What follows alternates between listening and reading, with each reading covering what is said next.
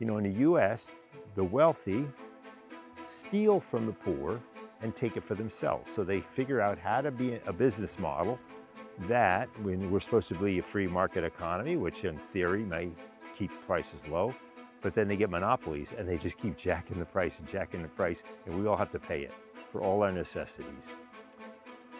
It's going to make the products 5, 10, 20 times more expensive, and then we're all going to work our jobs like a slave for 40, 50 years to pay our mortgage, and then we'll still die in debt. Just take your internet. You go to Kerala, India, and it's 10, 15, 20 times cheaper, and it's the same electronics. They're just not exploiting us and milking us so hard as our corporations do. So if you think the corporations are going to give you a cheaper product, you're really not paying enough attention. I go down the supermarket aisle and there's like 50 kinds of cereal, and it's all the same unhealthy product made of refined corn, where we clear cut all this beautiful habitat, graze cows and grow corn and soybeans. It's a really horrible system. And so I don't want to export that anywhere.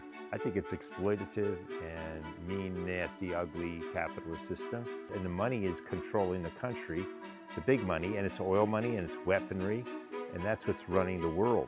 To me, Plan B is really face-to-face, like, understanding we're all human beings and really sticking up for each other. And I see that when I see, these immigrants getting brutalized in our streets, and I see people putting their neck on the line, like Renee and Alan Preddy, and they're putting their necks on the line for their neighbors. It's sad and it's heart-wrenching, but it's also heartwarming. You get the poor to kick the poor, and they're brilliant at it. When you kick down the ladder and kiss butt up the ladder, it's a really ugly way of life. But when we see someone wealthy, we don't have to kiss their butt. We can, have a friendship. And, maybe we can encourage them over time to share a little bit and do some good with all that money.